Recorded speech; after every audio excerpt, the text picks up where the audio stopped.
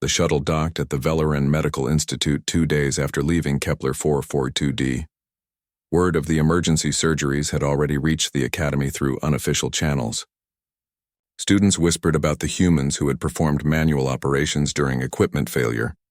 Some were skeptical, others curious, but everyone was talking about Team 7. Their first class back was Advanced Trauma Response with Instructor Velnash. The same lecture hall where Hyunwoo had been mocked for suggesting manual techniques just weeks earlier. Now as students filed in and took their seats, there was a different energy in the room. Eyes turned toward Hyunwoo and his team with new interest. Velnash stood at the front as always, his tall form commanding attention. He activated the main display screen and began reviewing practical examination results. Most teams had handled routine cases in comfortable environments. Minor injuries, standard treatments, everything proceeding exactly as taught. These teams received good marks and polite acknowledgement. Then he brought up Team 7's report. The screen showed detailed case files including before and after scans of Do-hyun's arterial repair. The surgical images showed the manual suture work clearly, each stitch visible in the high-resolution scans. The classroom fell completely silent. Students leaned forward to see better. Velnash's voice was measured as he analyzed the procedure. He described it clinically without emotion. Manual vascular repair performed without nanobot assistance. No cellular regeneration matrix employed. No automated surgical systems utilized. Complete reliance on foundational techniques. Then he paused, and something unusual happened. His mandibles moved in what might have been approval. The outcome, he continued, was complete success. The patient recovered faster than predicted models suggested. Post-surgical complications were 0. The repair was textbook perfect in execution. He displayed similar reports for the other 2 emergency cases Team 7 had handled. Each one showed successful outcomes using manual intervention techniques. Velnash turned to face the class directly. He said that he had previously stated barbaric techniques had no place in modern medicine. The admission was difficult for him, his voice stiff with pride struggling against honesty. He said he had been incomplete in that assessment. Foundational techniques should not be primary interventions when superior options existed. However, their value as backup protocols in adverse conditions had been clearly demonstrated. He addressed the entire class now, speaking with the authority of someone reconsidering long-held beliefs. Team 7 had encountered conditions that negated technological advantages. In such circumstances, their training in manual interventions proved decisive. This suggested a significant gap in the standard curriculum that required immediate examination. Terry raised her hand. The action surprised many students because Terry rarely asked questions, usually having all the answers already. She requested permission to propose a curriculum addition, a cross-training program where students learned foundational manual techniques alongside advanced technology, not to replace modern medicine but to supplement it, to create doctors prepared for any situation. The lecture hall erupted in discussion. Some students were immediately intrigued, asking questions about implementation. Others were skeptical, arguing that time spent learning obsolete techniques was time taken from mastering current technology. A few looked offended as if the suggestion itself was insulting to their advanced civilizations. Velnash raised his hand for silence. After a moment, the room quieted. He said that student Terry's proposal was submitted and approved for formal review. She would work with student Hyunwoo to develop a detailed curriculum outline. If their proposal met academic standards, it would be presented to the medical board for consideration. This was unprecedented, students creating new curriculum, but these were unusual circumstances. Over the following weeks, Terry and Hyunwoo worked together on the proposal. They met in study rooms surrounded by medical texts, both ancient and modern. Terry brought her understanding of academic requirements and pedagogical structure. Hyunwoo brought practical knowledge of manual techniques and how to teach them effectively. Minho helped with documentation. Jiwon contributed insights about integrating different species medical approaches. The proposal was comprehensive. It outlined a voluntary training program initially, allowing interested students to learn basic manual intervention techniques. Classes would cover physical examination without scanners, manual surgery, emergency treatment with minimal equipment, and diagnostic reasoning without computer assistance. The goal wasn't to replace technology, but to ensure doctors could function when technology failed. While the proposal worked through academic channels, Hyunwoo started informal training sessions. A dozen students showed up to the first one, held in an empty lab after regular classes. He demonstrated basic suturing on practice materials, explaining each step clearly. Some students struggled with the unfamiliar hand movements. Others found it easier than expected. All of them were challenged in ways their regular classes never challenged them. Tairi attended every session, practicing alongside other students. Her precision and dedication were remarkable. She approached manual surgery the same way she approached nanotechnology, studying every detail until she understood it completely. Her stitches became neater with each practice session. She learned to feel the difference between healthy and damaged tissue through touch alone. Word spread through the academy. More students started attending the training sessions. The practice lab became crowded with beings from dozens of species, all practicing techniques their ancestors had abandoned centuries or millennia ago. Some discovered talents they never knew they had. Others struggled but persisted, recognizing the value of backup skills. 6 months after Team 7 returned from Kepler 442d, the medical board approved a modified version of their proposal. All students would now be required to demonstrate competency in both advanced technological medicine and basic manual intervention techniques before graduation. The final practical examination would include a scenario where technology failed and students had to rely on foundational skills. The new requirement was challenging. Many students struggled initially, especially species that hadn't practiced hands-on medicine in thousands of years. The first examination under the new standards had a lower pass rate than usual.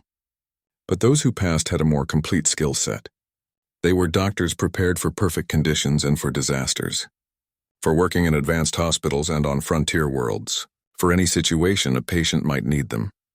Hyunwoo, Minho, Terry, and Jiwon all graduated with honors. Their practical examination scores were exceptional. The evaluators noted how seamlessly they worked as a team, combining technological sophistication with manual skill. Each member brought different strengths, and together they represented what modern galactic medicine could become. After graduation, job offers came from across the galaxy. Hyunwoo received multiple requests to join medical school faculties as an instructor in manual intervention techniques. He accepted a position at a frontier medical school, where equipment limitations made such skills regularly necessary. The school specialized in training doctors for colonies, mining operations, and exploration vessels where technology couldn't be taken for granted. Minho joined him at the same school, specializing in emergency medicine without technological dependence. He developed simulation programs that taught students to diagnose and treat under adverse conditions. His documentation from their time on Kepler 442d became required reading in multiple medical programs. Terry returned to her homeworld with a new mission. She began research into hybrid surgical techniques that combined Valoran nanotechnology with human manual surgery principles. Her first paper, titled Foundational Medicine as Technological Complement, became widely cited across the medical community. She argued that the future of medicine wasn't choosing between old and new, but intelligently integrating both. Jiwon went into xenobiological research, studying how different species could learn from each other's medical traditions. She documented techniques from dozens of civilizations, both ancient and modern, looking for knowledge that had been lost or forgotten. Her work helped bridge cultural gaps in galactic medicine and sparked renewed interest in medical history across multiple worlds. The program they started spread beyond the Valoran Medical Institute. Other medical schools across the galaxy began implementing similar training. It became known as the redundancy protocols, maintaining competency and foundational techniques while advancing with cutting-edge technology. Some schools made it optional, others required, but everywhere it was offered, students recognized its value. 5 years after graduating, Hyunwoo returned to the Valoran Medical Institute as a guest lecturer. The auditorium was packed with students from dozens of species, all eager to learn about manual intervention techniques. The topic that had once been mocked was now respected and essential. Times had changed, and medicine had changed with them. Terry introduced him, speaking warmly about their time together on Kepler 442d. She talked about watching him save lives using nothing thread and needles, and how that experience had transformed her understanding of medicine. Her voice carried respect and admiration. The The electromagnetic storm continued to rage outside the medical facility for 3 more hours. During that time, the trauma bay remained busy with injured miners. The advanced equipment flickered on and off, unreliable and dangerous to use. Every time Tyre reached for a technological solution, it failed or malfunctioned. The storm had effectively pushed them back 1,000 years in medical capability, but Hyunwoo kept working. Another patient came in, a Velaran worker named Ji-hoon with internal bleeding from a crushing injury. Terry started to activate the diagnostic scanner, then stopped herself. She looked at Hyunwoo and asked if he could diagnose without the machines. He nodded and began a physical examination, pressing carefully on Ji-hoon's abdomen, listening to his breathing, checking his pulse manually at multiple points. After 5 minutes, Hyunwoo diagnosed a ruptured spleen. Terry wanted to question it, but the portable ultrasound managed to power up long enough to confirm his assessment. He was right. She watched as he prepared for surgery, laying out basic tools with the same care she would have given to programming a surgical drone. The procedure took 40 minutes. Hyunwoo's hands moved inside Ji-hoon's body, feeling for damage, identifying bleeders, clamping and stitching with steady precision. Terry assisted, following his instructions. She held retractors, passed instruments, and watched every move he made. This was surgery the way it had been done for thousands of years across the galaxy, before technology made it easier. It was terrifying and fascinating at the same time. When he finally closed the incision, Ji-hoon's vital signs were stable. The spleen had been repaired and would heal naturally. Terry looked at her own hands, covered in blood despite the gloves. She had just assisted in manual surgery. Her teachers at the academy would be horrified. But the patient was alive, and that was what mattered. A third emergency came through the doors. Yoonji, a human engineer, had been caught in a secondary collapse. Her arm was badly broken, bone fragments visible through torn skin. A compound fracture, complicated and painful. Minhyo helped move her onto a treatment table while she bit back screams. Ji-won administered pain medication, one of the few systems still working reliably. Then she watched as Hyunwoo assessed the fracture. He explained each step as he worked. The bone fragments needed to be realigned. The wound needed to be cleaned. External fixation was the safest approach given the circumstances. He would use pins and an external frame to hold everything in place while the bone healed. Ji-won had read about these techniques in historical medical texts. Seeing them performed was completely different. Hyunwoo drilled small holes through bone, inserted sterile metal pins, and attached them to an external frame. It looked brutal, but it was effective. Yoonji's arm was stabilized. The broken bone was held in proper alignment. Given time and proper care, it would heal perfectly. Finally, hours after the crisis began, the storm began to pass. The electromagnetic interference weakened, and systems started coming back online one by one. The surgical drones hummed to life. The regeneration matrix completed its calibration. The nanobot injector showed green status lights. Modern medicine was available again. Dr. Sora emerged from the surgical theater, exhausted but satisfied. Both of her critical patients had survived. She moved through the trauma bay, checking on everyone Team 7 had treated. When she reached Do-yoon's bed and saw the vascular repair, she stopped and pulled up his chart on the now functioning display. She examined the wound directly, then reviewed the post-recovery scans the automated systems had just completed. Her weathered face showed approval. The repair was clean and precise. Blood flow was normal. There would be minimal scarring.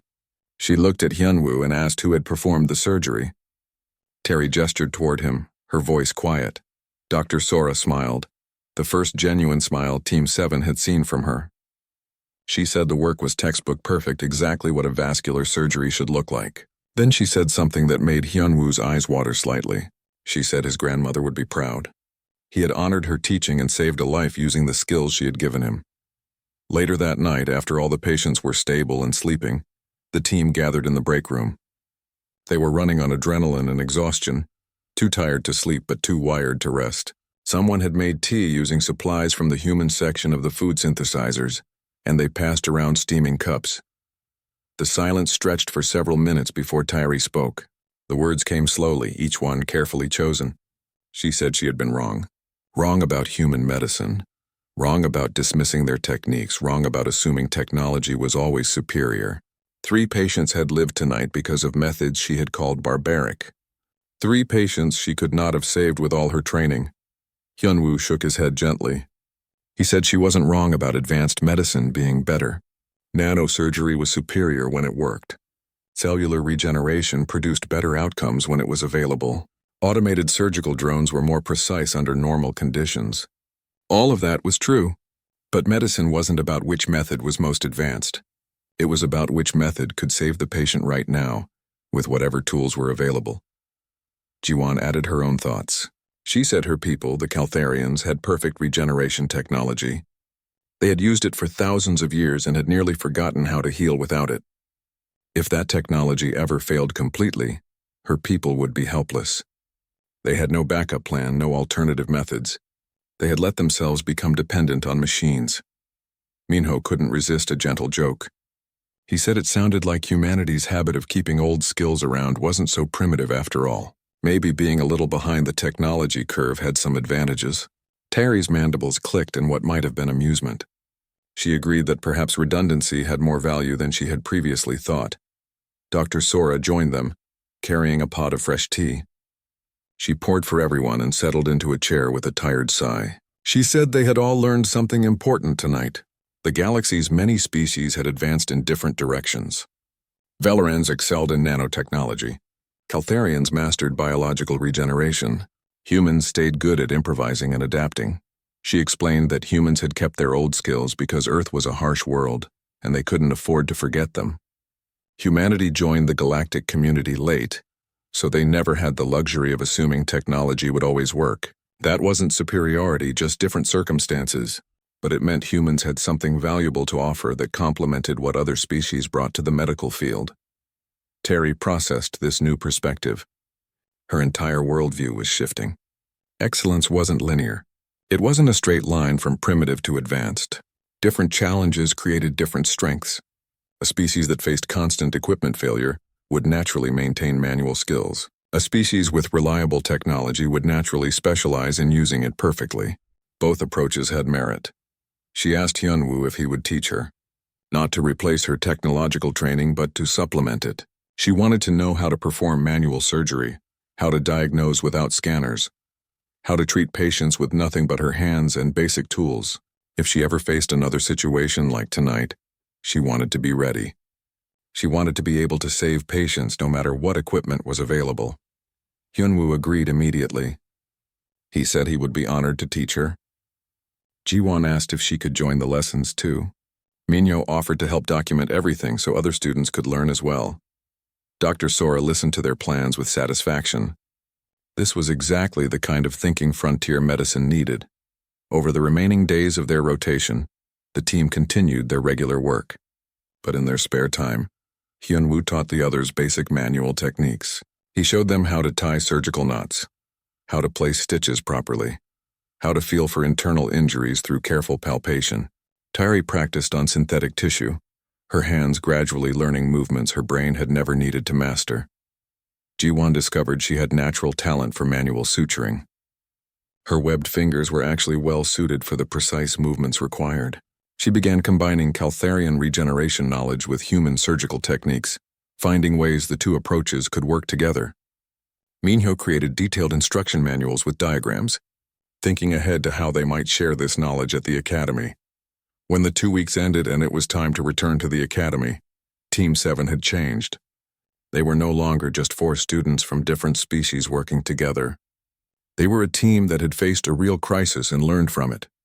They had discovered that the best medicine wasn't about advanced versus primitive, but about having multiple tools and the wisdom to use the right one.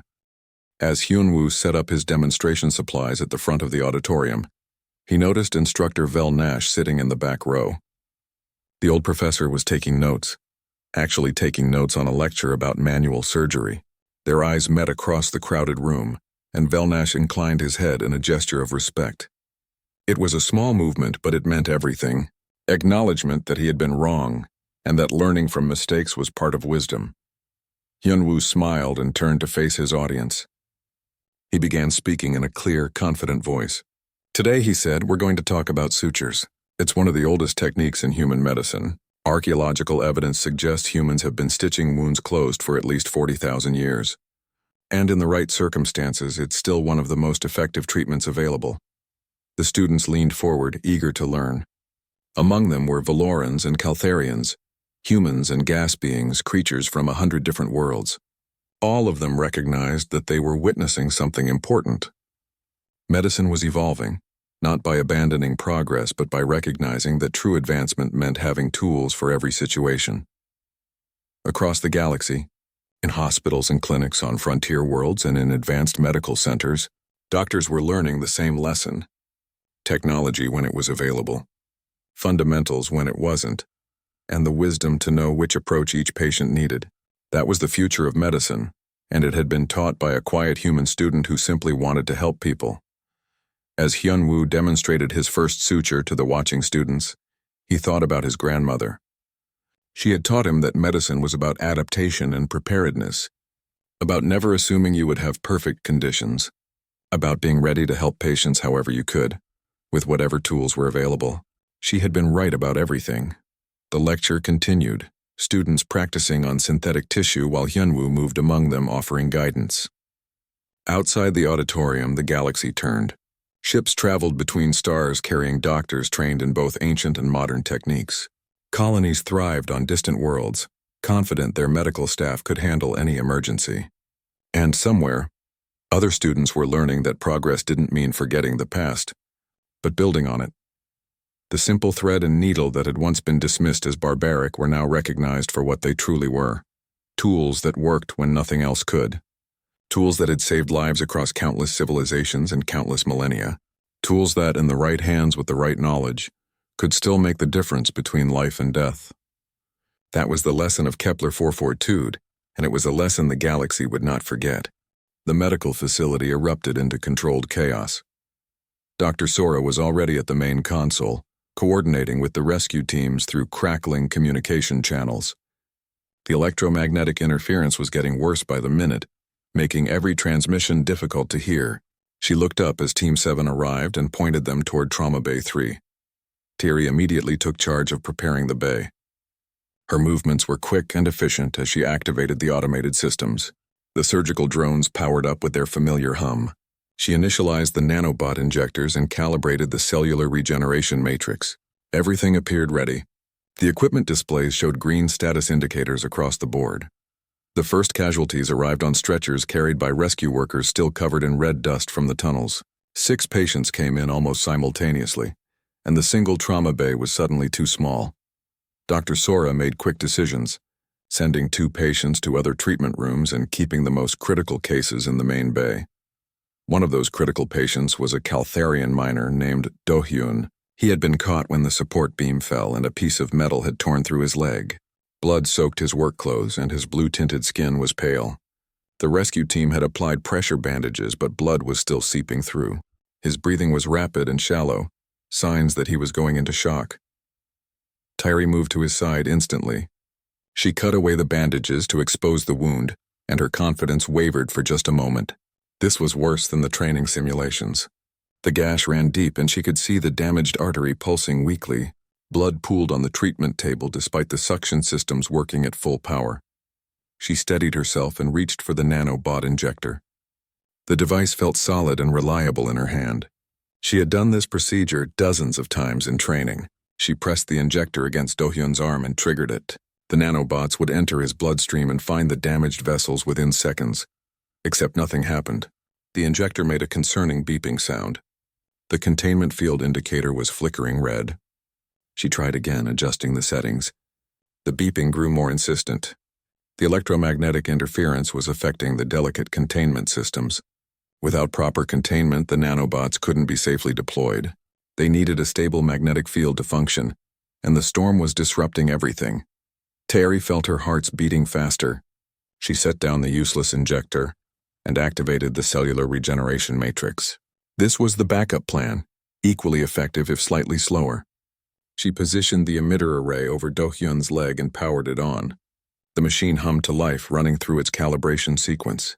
Then the humming stopped. Error messages scrolled across the display screen. The calibration had failed. The matrix couldn't establish a stable field. She tried manual calibration, adjusting frequencies and power levels, but nothing worked. The electromagnetic storm was too strong. Another tool had failed. Do-hyun's blood pressure was dropping. The monitors showed his vital signs declining steadily.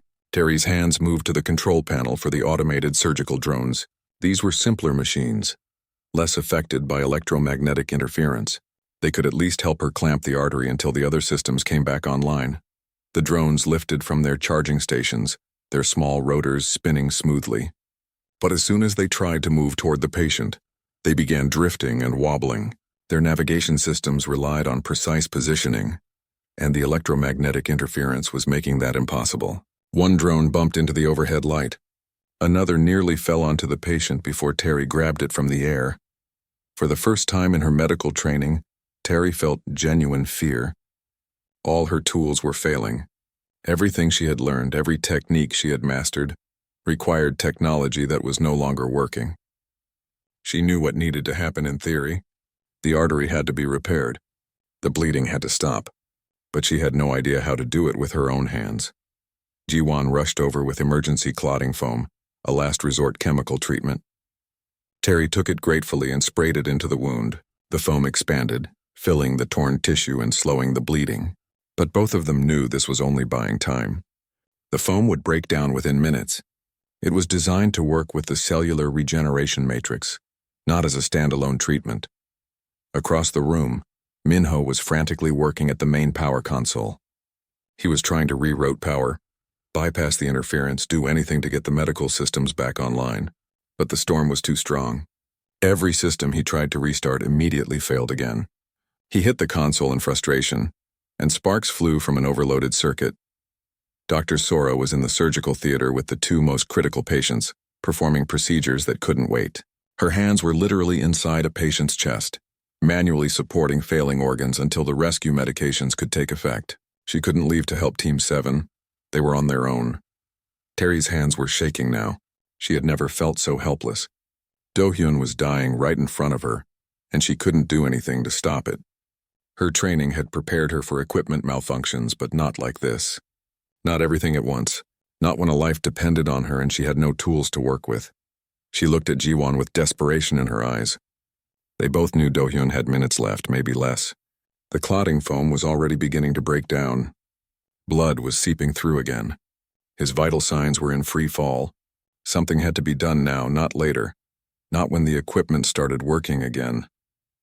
Now Hyunwoo had been working in the corner of the trauma bay, treating a patient with broken ribs. He had heard the equipment failures one after another. He had seen Terry's growing panic. He looked up from his patient and assessed the situation in seconds. Arterial bleed, femoral artery most likely based on the location, patient in shock, equipment non-functional, time running out. He secured his own patient's rib wrap and moved quickly to Terry's side. His voice was calm when he spoke, cutting through her panic like a clear bell. He said he could stop the bleeding.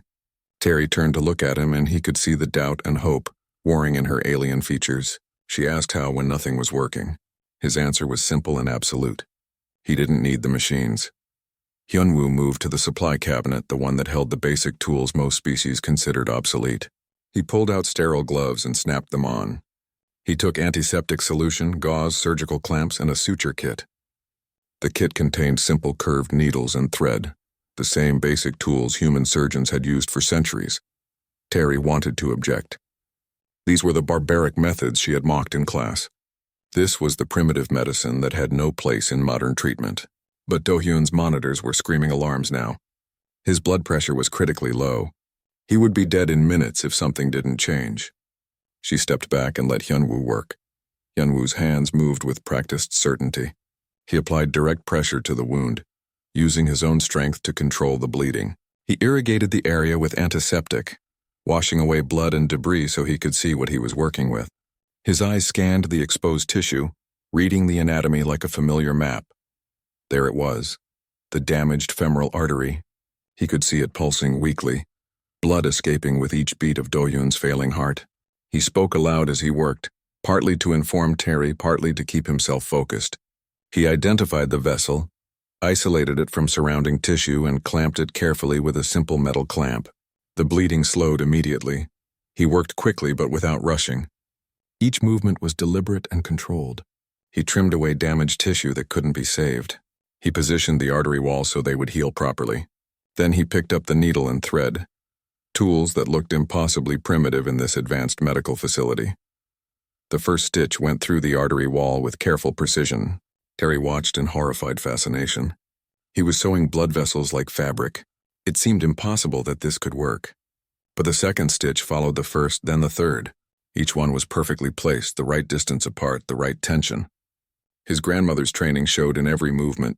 Jiwan stood beside him, ready with supplies. Minyo had stopped trying to fix the equipment and was watching with undisguised pride. Around the trauma bay, other staff members had noticed what was happening.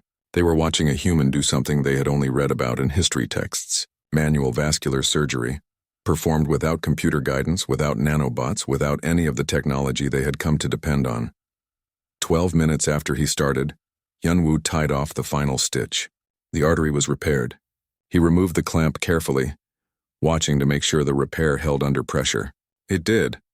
Blood flowed through the vessel normally, feeding the tissues below. He closed the outer layers of the wound with the same careful stitching, layer by layer, each one placed exactly where it needed to be. He stepped back and nodded to Jiwan. Proper bandaging, her hands gentle on the treated wound. Do-hyun's vital signs stabilized almost immediately. His blood pressure began climbing back toward normal. His breathing slowed and deepened. The crisis was over. He would live. Terry stood frozen, staring at the repaired wound. Her translator picked up the words she whispered in her native Velo. Dr. Sora came to see them off at the shuttle pad. She shook each of their hands in the human style, which they all appreciated. She told them they had done excellent work and would make fine doctors. Then she looked at Hyunwoo specifically and said the galaxy needed more doctors like him, ones who understood that technology should serve medicine, not replace it. As the shuttle lifted off from Kepler 442d, the team looked down at the red rocky planet that had taught them so much. Terry was already writing notes for a proposal she wanted to submit to the Academy. Jiwan was sketching diagrams of hybrid techniques. Minho was organizing their documentation, and Hyunwoo was thinking about his grandmother, hoping she would be proud of what he had accomplished. The frontier world grew smaller below them, but the lessons learned there would stay with them forever. The shuttle descended through Kepler 442d's thin atmosphere, and the planet revealed itself through the windows. Red rocky terrain stretched in every direction, broken by deep valleys and sharp mountains. The sky had a strange orange tint, and the sun looked smaller than it did from Earth. Hyunwoo pressed his face close to the window, taking in every detail. This would be their home for the next 2 weeks. The mining colony came into view as they approached the landing pad. It looked like a collection of metal domes connected by covered walkways. Everything was built low to the ground, protection against the windstorms that regularly swept across the planet. Solar panels covered every available surface, and communication towers reached toward the sky. When the shuttle doors opened, the team had to put on breather masks before stepping out. The air was breathable but thin, and most species needed help getting enough oxygen. Terry adjusted her mask with practiced ease. Jiwon's mask was specially designed for her face structure. Minyo and Hyunwoo wore standard human models. A short, stocky human woman waited for them at the bottom of the shuttle ramp. She wore a medical coat over practical work clothes, and her gray hair was pulled back in a tight bun. Her face was weathered, marked by years of frontier life, but her eyes were sharp and alert. She introduced herself as Dr. Sora. She ran the medical facility on Kepler 442 and would be supervising their practical examination. Her voice was rough but not unkind. She welcomed them to the colony and said she hoped they were ready to work hard. Frontier medicine wasn't like the safe simulations they practiced at the academy. Out here, things went wrong in unexpected ways. Dr. Sora led them through the covered walkways to the medical facility. As they walked, she pointed out important locations. The mining operations were 2 kilometers south.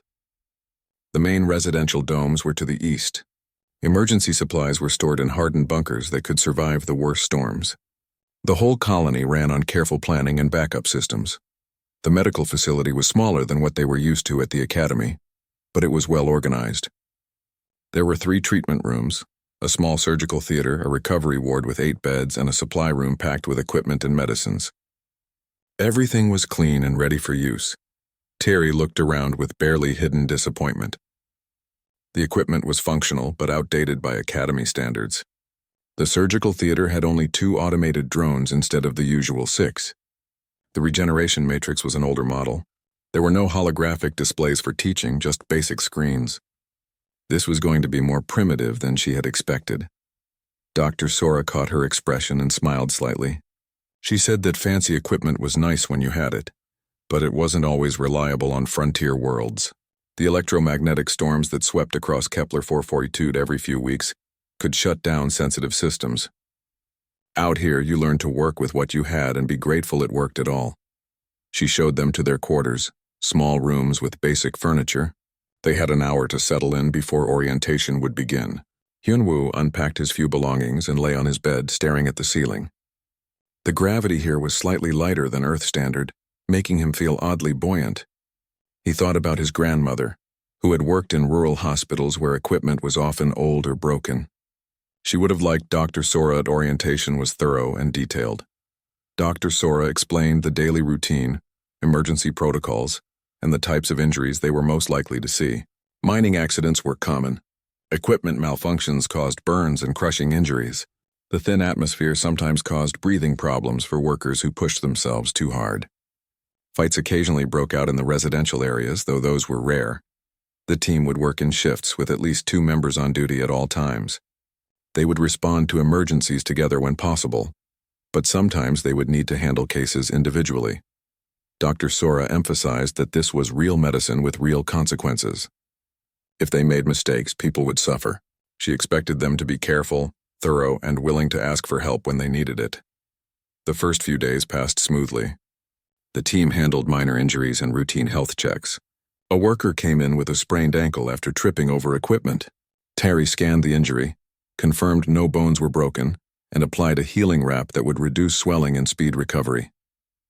The whole process took 15 minutes, and the worker was back at his job the next day. Another case involved a Valoran miner who had gotten dust in her breathing spiracles. Jiwon carefully irrigated the affected areas and prescribed an anti-inflammatory medication. The patient was grateful and complimented Jiwon on her gentle touch. Jiwon beamed with pride at the praise. Minho discovered he had a talent for equipment maintenance. When one of the diagnostic scanners started giving inconsistent readings, he took it apart, found a loose connection, and repaired it within an hour. Dr. Sora was impressed and put him in charge of keeping track of all their medical equipment. He created detailed maintenance schedules and made sure everything was always ready for use. Hyunwoo worked quietly, taking on whatever tasks were needed. He spent time with patients, listening to their concerns and learning about their jobs in the mines. He asked questions about the colony's history and the challenges of living on a frontier world. Dr. Sora noticed how thorough his physical examinations were. He checked things that scanners usually detected automatically, using his hands and eyes to gather information the old-fashioned way. One evening, the team gathered in the small break room for a meal. The colony's food synthesizers could create dishes from dozens of species, though the quality was basic. They ate and talked about their cases from the day. The conversation was professional at first, but gradually became more relaxed. Jiwon asked Hyunwoo about Earth and what it was like growing up there. He described his hometown, a coastal city where his grandmother had run a small clinic. She had taught him medicine the traditional way, making him practice bandaging and stitching on fruit before he ever touched a patient. The other students found this amusing. Why practice on fruit when you could use perfect simulations? Hyunwoo explained that his grandmother believed in learning through your hands, not just through your eyes. Simulations were excellent teaching tools, but they didn't capture everything. The resistance of tissue, the warmth of blood, the way a body felt when you touched it. These things could only be learned through direct experience. Terry listened but didn't comment. She thought it sounded terribly inefficient, but she had to admit that Hyunwoo's examination techniques were thorough. He had caught a developing infection in one patient that the scanners had missed because it was still in the very early stages. His careful observation had probably prevented a more serious problem. As the days passed, the team began working together more smoothly. They learned each other's strengths and weaknesses. Terry was brilliant at diagnosis and could interpret scan results faster than anyone. Jiwon excelled at patient communication and could calm nervous patients with ease. Minho kept everything organized and running efficiently.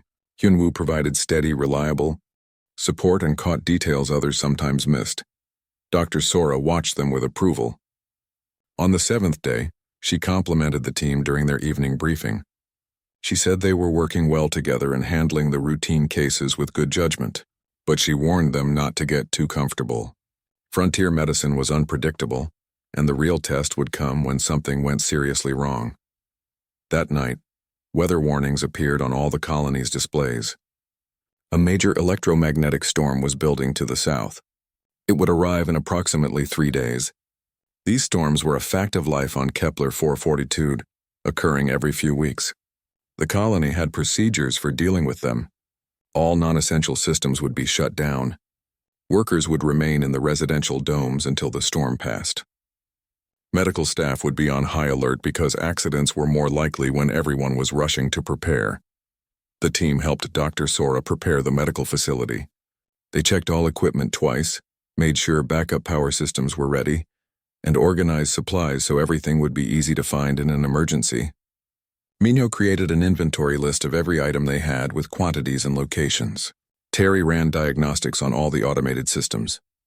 On the 9th day, the storm warnings intensified. Mining operations were shutting down early. Workers were securing equipment and returning to the residential areas.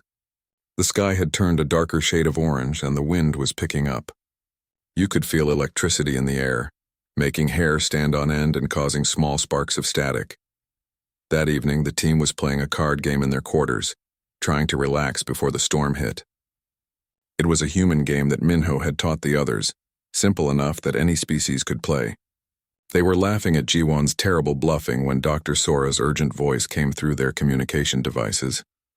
There had been an accident in the deep mining tunnels. A support beam had failed, causing a partial collapse. Multiple workers were trapped or injured. All medical personnel needed to report to the facility immediately. The rescue teams were bringing casualties in now. The card game was forgotten instantly. The team grabbed their medical coats and ran through the covered walkways toward the facility. The wind was howling now, shaking the walkway walls. Emergency lights bathed everything in red. In the distance, they could hear the warning sirens calling everyone to shelter. The storm was coming early and people were hurt. The lecture hall was silent except for the soft hum of holographic displays. Hundreds of students sat in curved rows, their bodies representing dozens of different species from across the galaxy. Some had scales, others had fur, and a few existed as clouds of gas contained in special suits. Near the back, Hyunwoo sat quietly, his plain human appearance making him almost invisible among the more exotic students. Instructor Velnash stood at the front, his tall insectoid body clicking as he moved. His multiple eyes scanned the room, making sure everyone paid attention. Today's lesson was about emergency trauma response, and he had a reputation for being tough on students who weren't prepared. The hologram above him showed a terrible injury. A mining worker had fallen and his leg was badly broken. Bones stuck through the skin and blood vessels were torn. The simulation showed vital signs dropping slowly but steadily. This was a test and every student knew it. Terry's hand shot up immediately. She was a Velaran, the same species as the instructor and easily the top student in the class. Her voice was confident as she spoke through her translator device. She outlined the solution step by step.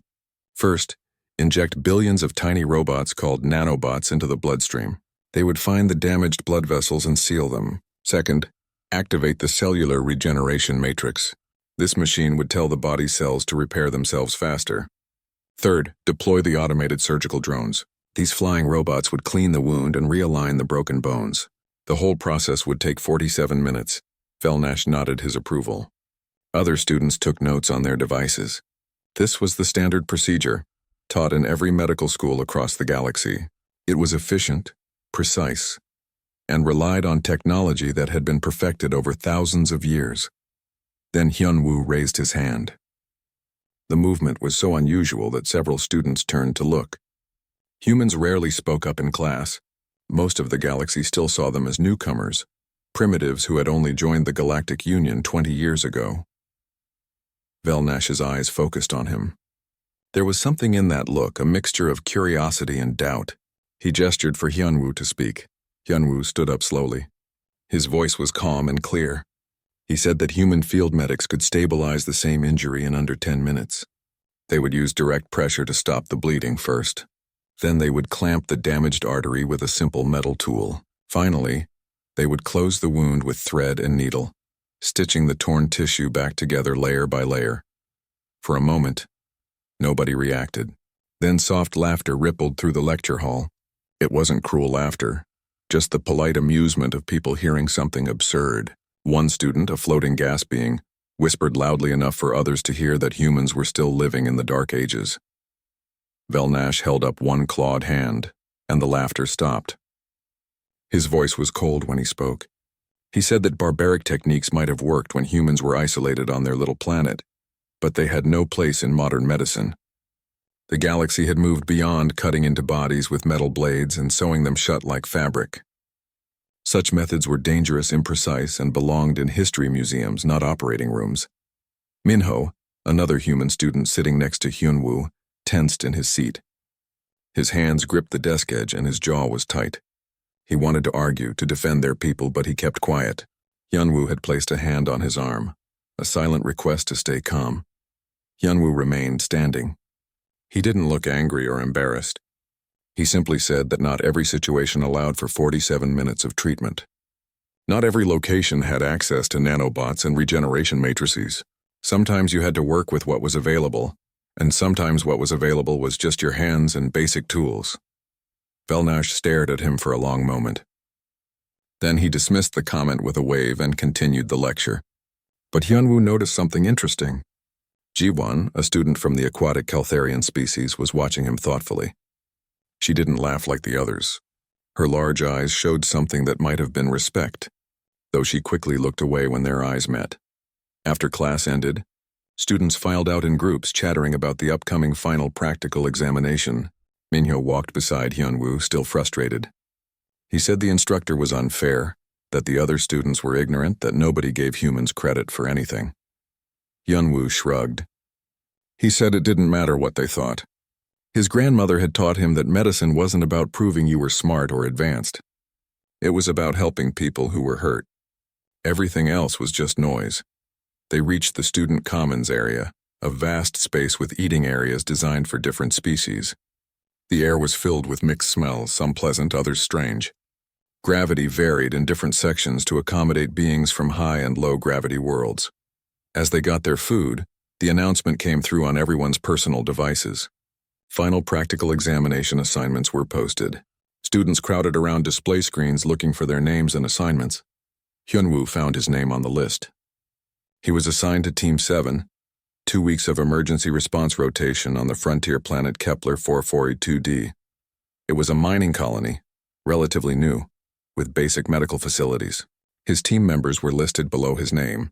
Minho, which made him smile, Jiwon, the Caltharian student, and Terry, the top student who had answered perfectly in class.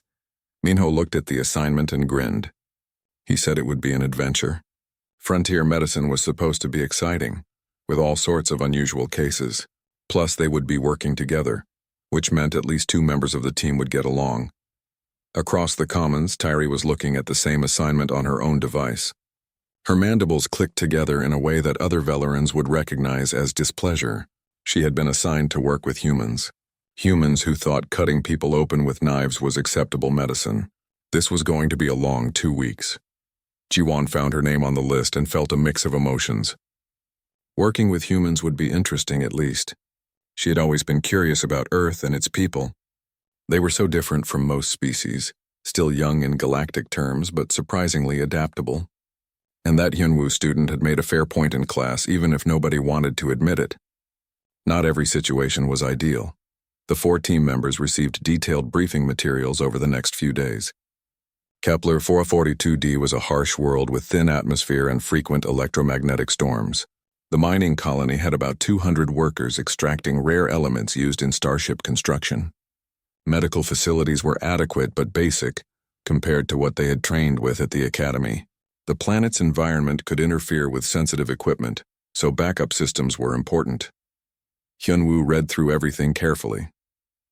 He noted the warnings about electromagnetic interference.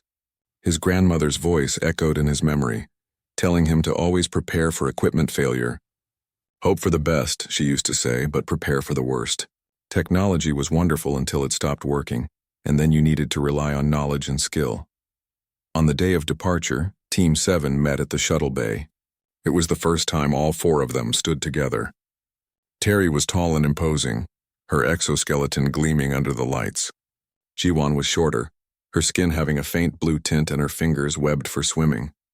Minho and Hyunwoo looked almost plain by comparison, just ordinary humans in standard medical uniforms. Terry greeted them with professional courtesy, but kept her distance. Jiwon was friendlier, asking questions about Earth and seeming genuinely interested in the answers. The shuttle ride to Kepler 442d would take 6 hours, plenty of time for the team to get to know each other. Or at least that was the theory. As the shuttle lifted off and the academy grew smaller below them, Hyunwoo looked out the window at the stars. Somewhere out there was a small planet where patients would need their help. It didn't matter if those patients were human, Velaran, Caltharian, or any other species. When someone was hurt, you helped them. That was the oath they had all taken when they became medical students. Everything else would work itself out.